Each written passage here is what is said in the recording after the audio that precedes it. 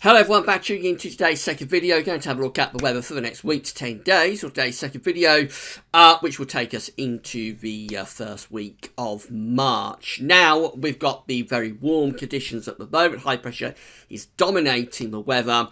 And we are breaking records, or we did yesterday. Anyway, more on that in a moment.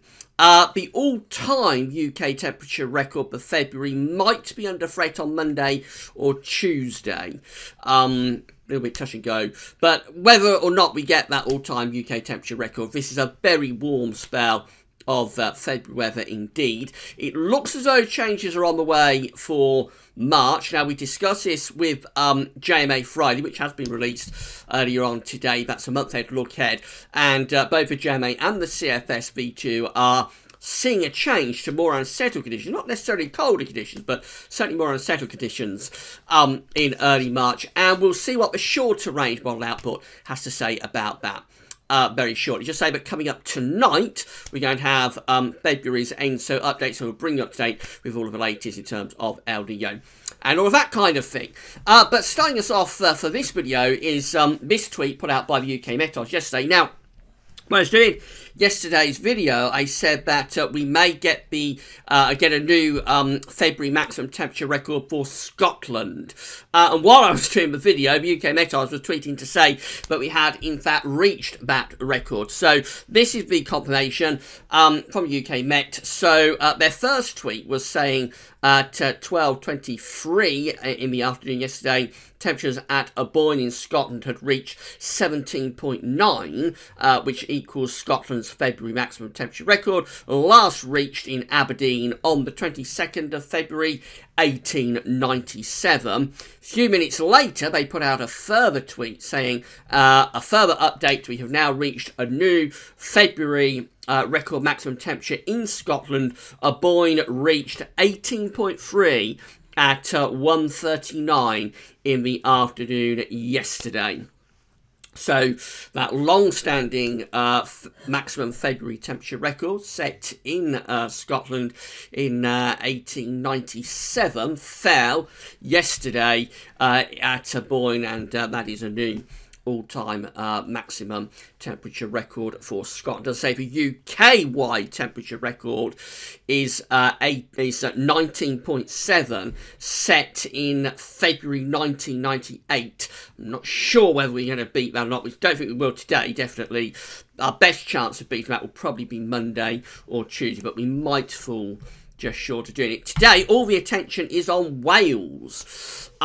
So this is a further tweet from a few minutes ago from the UK Met, a couple of hours ago, saying that the warmest February on record in Wales, I think they mean the warmest February temperature, maximum temperature on record in Wales, was set in 1990 at 18.6 degrees Celsius. That was recorded at Velindre. I hope Bob pronounced that okay.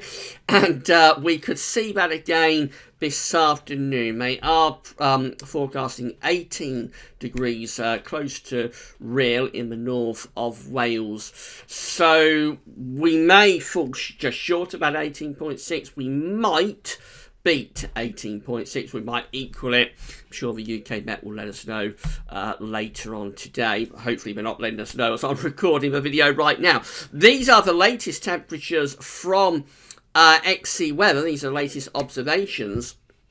So at the moment, the highest temperatures are in these areas where we've got the yellow circles flashing away, and they are in Wales. So we're up to 17 degrees at Carnarvon Airport. Again, hope I pronounced that okay. And we're at 17 degrees at Troscod. So again, hope I pronounced that all right. Let's look at Rhyl. Rhyl is actually at 16 degrees. Was at 17 degrees a few minutes ago, so it's dropped back a little bit to Rhyl. So it's Wales that we're focusing on today. The north of Wales for potentially getting a new February maximum temperature record there.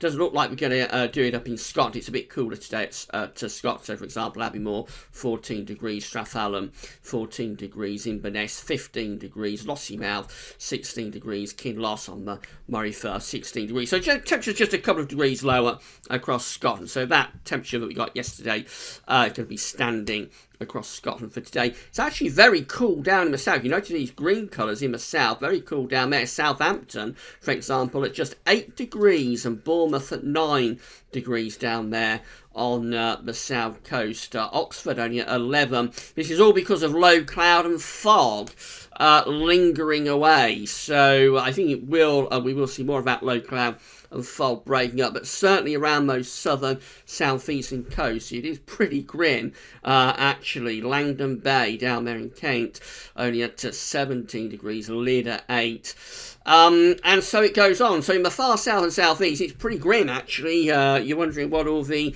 fuss is about because you're stuck under low cloud and fog, but where the sun's out, obviously, it is warm. If we look in the Midlands, for example, 13 degrees at Church Lawtham. Nottingham is at 15 degrees. Particularly warm on the northern and eastern side of high ground. We've got a little bit of phone effect going on.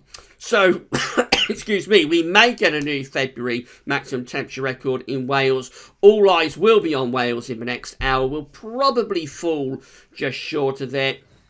But again, this is another very warm spell of weather, and it's set to run and run as well. It's going to last into the middle of next week, so more opportunities for more local temperature records, and possibly Monday or Tuesday, just possibly that all-time UK maximum February temperature record from 1998 could fall, but we shall keep you updated on that. Obviously, while all this is going on, the Central England temperature is rocketing. So this is the very latest with the CET from Hadley. So we're currently sitting at 6.2 degrees. An anomaly of 2.6 degrees, nearly 2.5 degrees, or just over 2.5 degrees above average. Provisional up to yesterday. That's going to go up even more over the next few days. So I think we are very much looking at a 7 Celsius CET finished for February 2019. It's likely to be the warmest February since at least 2002. The all-time, we explained this in a video a few days ago, the all-time February CET temperature is 7.9 back in the 18th century. Can't remember the exact year. It's back in the 18th century. That is safe. That's not going to go. But certainly it's probably going to be the warmest February since at least 2002 in terms of the CET. These are the GFS upper air temperature and precipitation ensembles for the next couple of weeks. We're looking at Epsom down in the far southeast of the country today. So the red line here is the 30-year upper air temperature average for Epsom. This is another suggested location for this section of the video. If you'd like to see your location, your town, city, local to you featured in the videos of this section of videos, then please you can contact me via our social media pages. You can email gazoffice@gmail.com or post in the comment box at Gazoffice where you would like to see, and we'll add you to the list of places.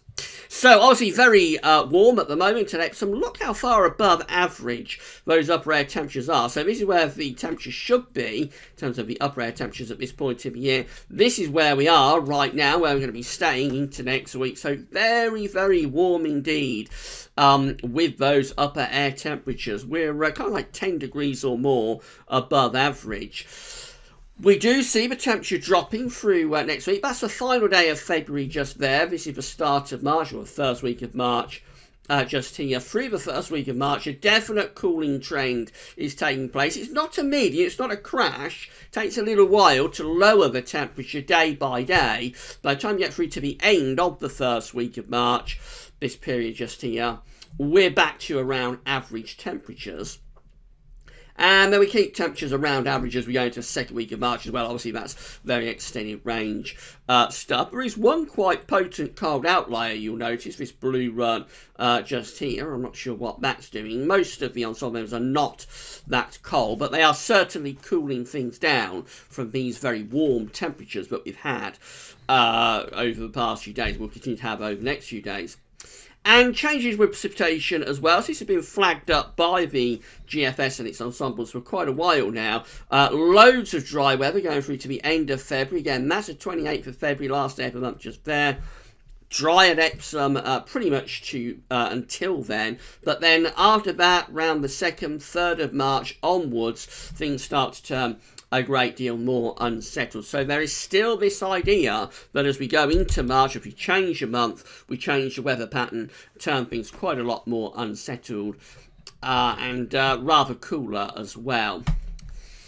Temperature anomalies from the 22nd of February to the 2nd of March are much milder than average for the UK and Ireland. Again, most parts of Europe are coming out much milder than average once more. This is the precipitation anomaly from the 22nd of February to the 2nd of March, much drier than average. So this warm, dry spell goes on. That's a message in terms of the shorter range, certainly within the next week. The warm and dry spell goes on. Any change to cooler and more unsettled is outside of the reliable time frame of the models, and so there is still quite a lot of uncertainty about it. This is the very latest run of the GFS. The 6 o'clock operational run is looking like this. High pressure on Monday is dominating, centred over Germany, and it's bringing up these very mild, if not warm, southerly winds. Into Tuesday, that high pressure is still with us, so it remains dry and warm through to the middle of next week. That high pressure is still centred there over Germany. Bit of a weakening of the high pressure by Thursday. So for the last day of February, Thursday, 28th of February next week, just showing signs of a weakening of the ridge, but basically high pressure is still in charge even to then. Friday the 1st of March, we start to bring the weather system in from off the Atlantic. It'll probably be quite weak initially. It's running into pretty high pressure. Temperatures are still holding up okay at this point, but then as we go to the 2nd and the 3rd of March, it looks increasingly unsettled. The ridge has finally collapsed. It's gone, and low pressure is heading in from off the Atlantic. This is still just outside the reliable time frame, though. It's possibly been put back by a day or two. I think a couple of days ago, this change to more unsettled conditions was expected around the 27th, 28th of February. Now it's expected around sort of 2nd, 3rd of March. It is possible that models are pushing this back a little bit, but they are still trending in this direction, more unsettled as we're running close to day 10. And look at that, look how unsettled it is by day 10 on this GFS run. It's probably over the top, but if that came off, it's Monday the 4th of March, it's 10 days away.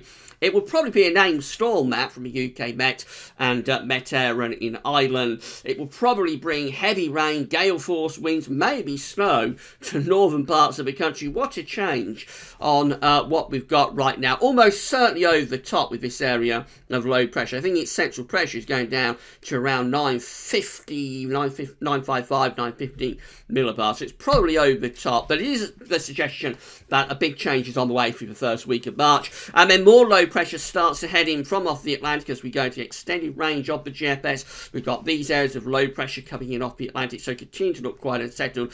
And as the jet stream's digging southwards, the black line here, of course, is the jet stream, so that's going quite a long way south actually. We are pulling colder air down from the northern part of the Atlantic around Greenland and Iceland, around these areas of low pressure as we begin to move onto the cold side of the jet. So temperatures certainly, not necessarily taking a plunge, but temperatures certainly lowering a lot through that first week of March. So not only is it unsettled, it's also really quite cool as well.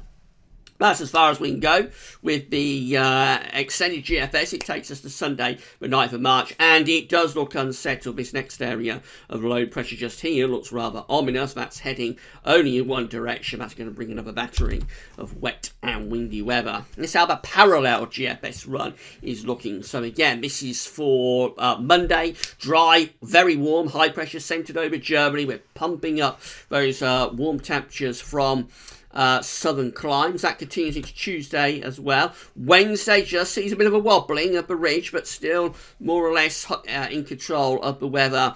A definite weakening of the ridge on Thursday, but still hanging on by its fingertips. Friday starts to bring cloud and rain into the west as the ridge is definitely collapsing. And then into the first weekend of March, 2nd, 3rd of April, increasingly unsettled, wet and windy weather moving in from off the Atlantic. Up to day 10, which is Monday the 4th of March, we're looking genuinely unsettled. Low pressures out to the northwest of the country, wet and windy, and turning a lot cooler as well as the jet stream is shifting south. Not necessarily cold, but certainly turning a lot cooler compared to what we've got at the moment.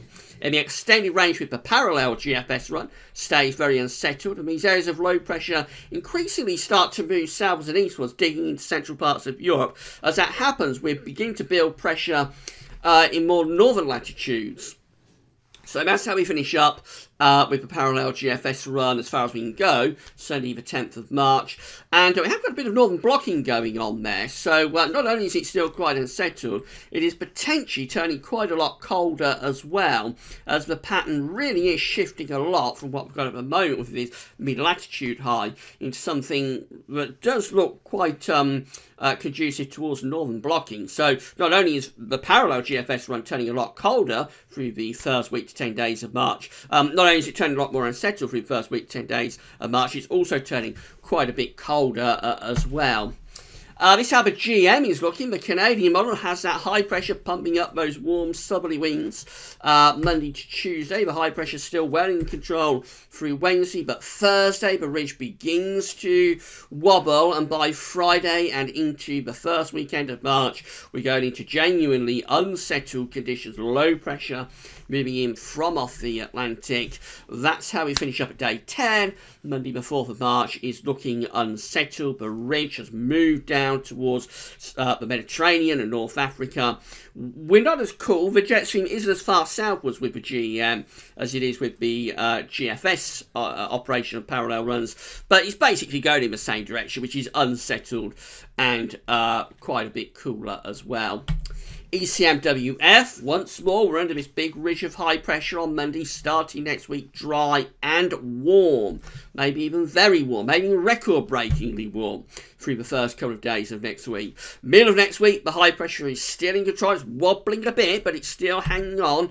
Thursday, more of a wobble, but still just about clinging on by its fingertips. Friday and into this first weekend of March, we unleash the Atlantic, turning much more unsettled. That's how we look at day 10. And not as unsettled as the GFS output is looking, but nevertheless it's in the same sort of area. It's trending in the same direction, increasingly unsettled and quite a bit cooler as well. Now, just remember, all this unsettled weather is outside the reliable time frame of the model. So we're still talking about the high pressure just start to wobble around Wednesday, Thursday. But the real change to unsettled conditions is like Friday, Saturday, Sunday. So it's days sort of 7, 8, 9, 10.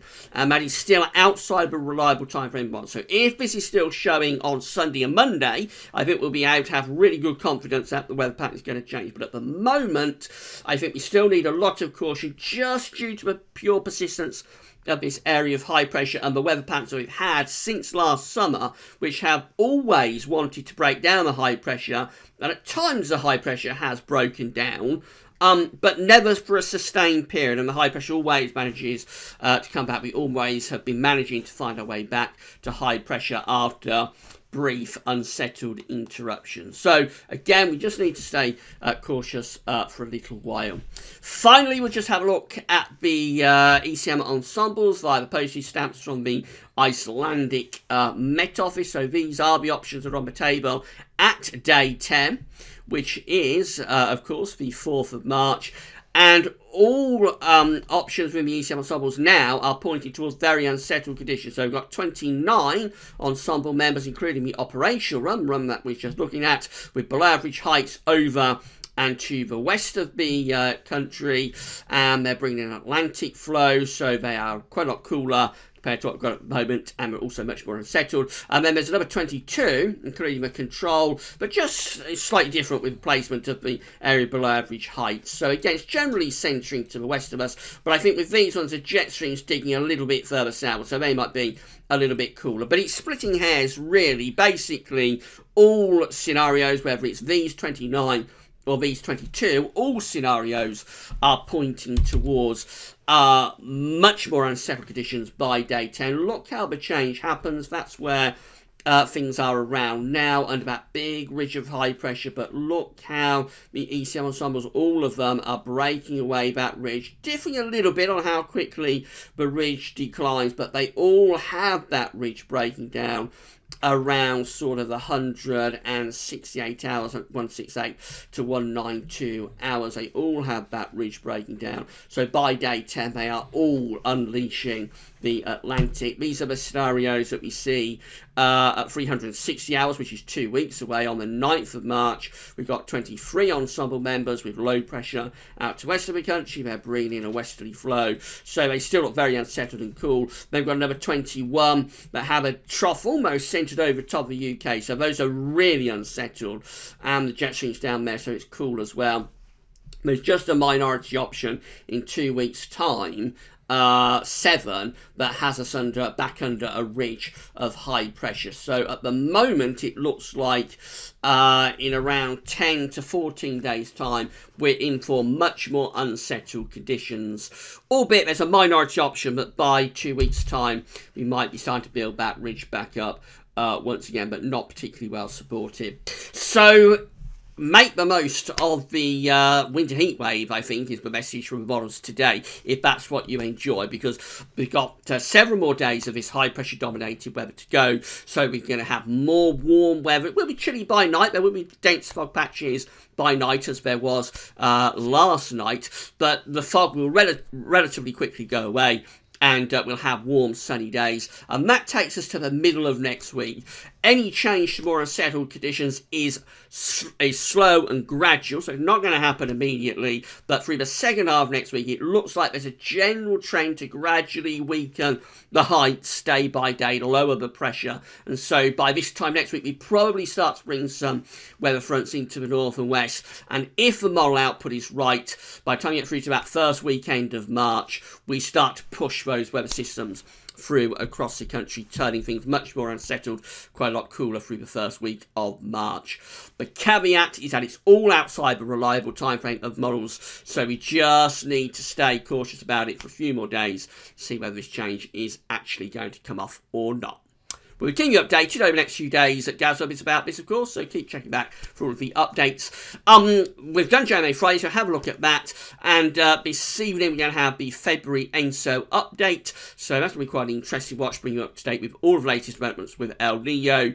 Over the weekend, we've got lots of updates coming up. So we're running down the clock now to the end of the spring updates. So the first video up tomorrow will be the second and final seasonal model roundup for the spring of 2019. So that's going to get all of the long-range models together for only the second time this season, and the final time this season, to see what they're all showing for the spring. We're going to have a weekend forecast, as always, on a Saturday, and also we'll have a week 10-day video update as well. Tomorrow, Sunday, we'll have the final analogues update for the spring. So all of this final stuff of the spring is ahead of the GasWeb's spring 2019 forecast, which is going to be released on the 3rd of March. So Sunday will be the final analogues update for the spring, as well as the GasWeb's Sunday roundup. Weekend, action-packed weekend of updates. Keep checking back for all of them. ENSO update this evening for February. That's all for now, and thanks for watching.